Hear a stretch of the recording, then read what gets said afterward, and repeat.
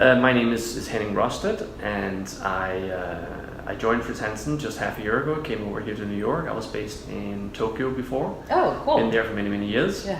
But Fritz Hansen is a 145-year-old Danish design furniture manufacturer. Mm-hmm.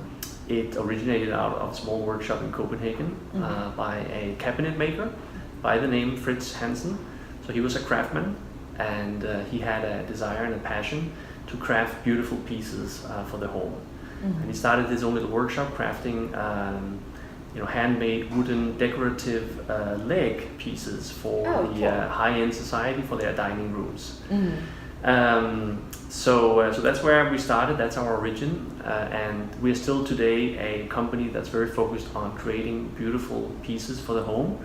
Now we have a wide collection of furniture, but it's still with attention to detail. It's still with quality in mind. It's still with that sculptural desire. And creating some emotion around the things that we represent, just like Fritz had his vision in 1872 when he opened his little workshop. Wonderful.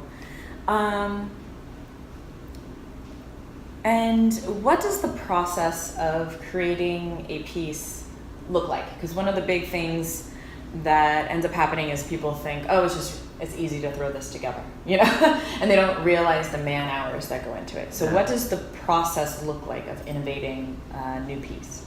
So first of all, a lot of our pieces are actually classics. Mm-hmm. So the designs are authentic designs from the 1950s and 60s. So in that regard, we don't change anything relating to the design. The manufacturing, the production process of making these pieces is of course a very delicate process. One of our most renowned pieces, the Egg Chair by Arne Jacobsen, that's celebrating its 60th anniversary this year, is a product that the upholstery process alone involves over 1,000 hand stitches. Mm-hmm. So working in leather by hand is a very detailed and lengthy process for the craftsman. Mm-hmm. So a piece like that will take several days to complete. Okay. Now in addition, these are for the classic, but we're also continuing the story of bringing out new designs. So about half of our collection are the classic pieces from the mid-century, and approximately the other half of the collection are new designs. So we're working with current young designers to bring out new designs, and that's a creative process between our in-house design department and the name designer. Mm-hmm. So these are designers that are they may be Danes, they may be Spanish, they may be Japanese, they may be American. And that's of course a process that goes back and forth. But that's the creating the design itself. Mm-hmm.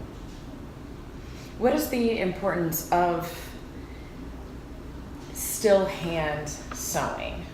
Because some people might think, oh, we just throw it through the sewing machine. Mm-hmm. What is the importance for the brand to still be doing hand?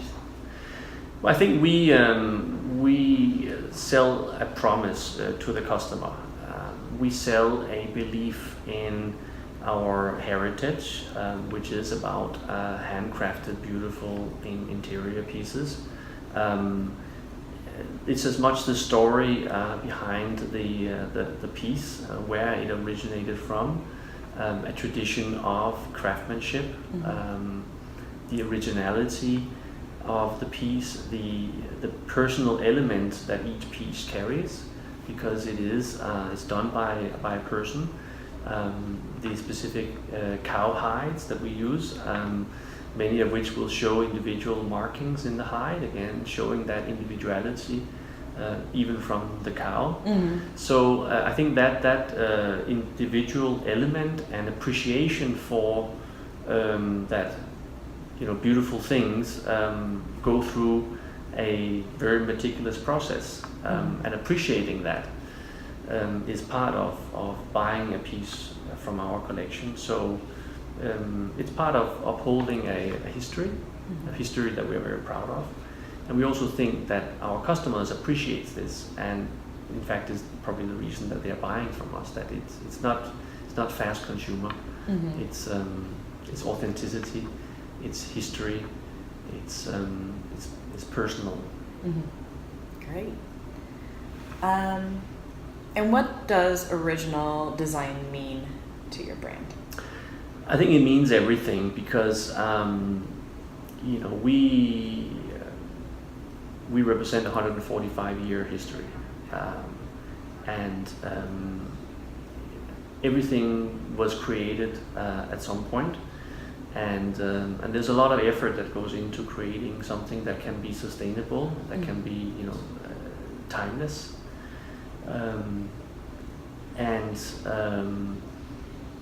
I think that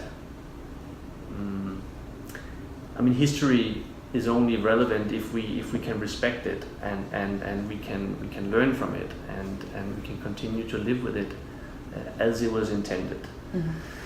I think there's only one Mona Lisa. Yeah. So you cannot talk about it looks like the Mona Lisa. It is not the Mona Lisa if it is not actually the Mona Lisa. So I think it's important to feel the true value of the product, that you are living, you're part of the history. When you buy the original, you're part of the history. You bought a small piece of that history. Yeah. Great. And how have knockoffs affected the brand? Knockoffs are unfortunately a part of our business. It's something that we do everything we can to fight, and we have legal means to do that. But at the end of the day, we're not spending our energy on knockoffs. We're spending our energy on the passion and the warmth and the integrity of what we represent, and we spend our time communicating that to our clients and to anyone else who wants to hear about it. And luckily, there's a lot of people who are interested in hearing about it. And I think that's the best way that we can continue to hold the banner with pride and lead from the front. But of course, it's important that we take the knockoffs serious because they do disturb us. They also, I think, confuse customers. Yeah. Because customers may see something that they recognize the shape, they recognize the design. They may even think it is the actual piece when it's not. So it does create confusion that there are knockoffs, and so we will continue to communicate all those little details that illustrates what is an original, and we're happy to do that because that's what we are passionate about. But we have to recognize that there are knockoffs, and we have to do whatever we need to do behind the scenes to fight them. Okay. And why did Fritz Hansen decide to join Be Original? Well, it is to have one voice because we are a small company. Our pieces may be highly recognized, but just like everyone else in our colleagues in the field, each and every brand and company are reasonably small companies. So in order to join colleagues in the business who have the same beliefs as us, who share the same type of history, who share the same type of commitment for those original designs that our ancestors or founders started with, we have a stronger voice, and we can we are the commonality that we have is that we want to fight the knockoffs. We have each our beautiful designs, and sometimes we are even competitors. But I think we can share that common platform, that we represent something that's original, and we take that very serious. So by being together under one umbrella and have a shared voice, we can create awareness of the importance of being original. And it's great that we are now also spreading to engage a lot with the architects and designers, because that's also, of course, where a lot of this takes place, and the awareness around this course must be at the top of the agenda. So it's great that we can see the interest of the organization spreading beyond just the manufacturers who are actually holding these IP rights, but also to the customer side. So. Okay, great. And is there anything that I haven't touched upon that you think people should know about original design? I think that people will be happier to own an original because it ignites something, some emotion inside of us when we have something that we truly can appreciate the quality. We can read about it and we can feel proud to own this piece, whether it's a piece of furniture, whether it's a handbag, or whatever else it is. I truly believe that as a consumer, you will be more happy with this product than if you buy something that's not what it tries to look like. It's you are a reflection of what you carry and the behavior that you take, and by owning a fake, it reflects on you as a person.